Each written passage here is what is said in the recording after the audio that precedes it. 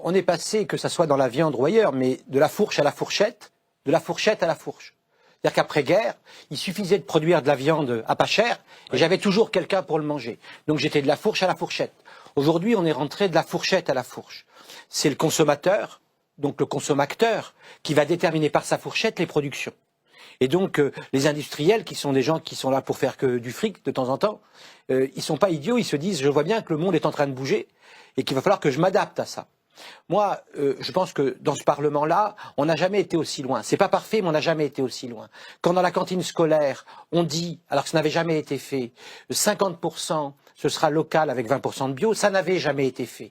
Donc, mais c'est minuscule, mais j'aime beaucoup quand on critique tout le temps. Ça n'a jamais été fait. Moi, je critique jamais, jamais été fait. Ça n'a jamais été fait. Dans les pays scandinaves, il suffit d'aller en Suède. Mais aller vivre en Suède. Et aller même à Paris dans une cantine. Aujourd'hui, ils essayent de faire du vin, ils sont très vite à 30. Non mais attendez, je vais vous dire, moi je suis tranquille. L'objectif est extrêmement bas. Pendant 17 ans, j'ai eu un journal pour enfants qui s'appelle Feuille de chou dans toutes les cantines scolaires, pendant 17 ans pour apprendre aux enfants à bien manger, pendant 17 ans. Entre 200 000 exemplaires et 1 million d'exemplaires par mois. Donc j'ai arpenté les cantines. Moi, je viens de passer un an dans les cantines pour un nouveau documentaire. Moi, 17 ans. 17 non, mais on va pas faire un combat, mais...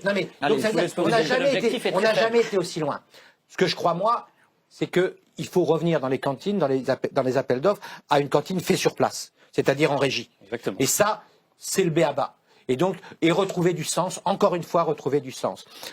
Monsieur, tout à l'heure, a dit à juste titre, il a effleuré le bien-être animal. Oui. Moi, je vais vous dire... Il est plus qu'effleuré. Voilà, oui. Non, mais dans le débat.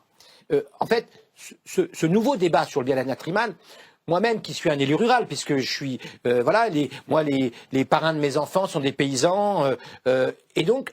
C'est assez nouveau.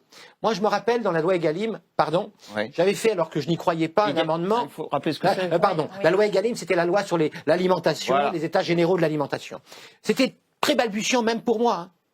Et je dépose un amendement pour dire qu'il faut mettre des caméras dans les abattoirs. Je savais que même mon propre groupe ne serait pas d'accord. Mais je le pose, parce que je me dis, on doit mettre ce sujet sur le débat, parce qu'on doit nous anticiper. Je pense, nous, les élus, non pas à la ramasse de la société, voilà. Et il est inéluctable qu'on mangera moins de viande.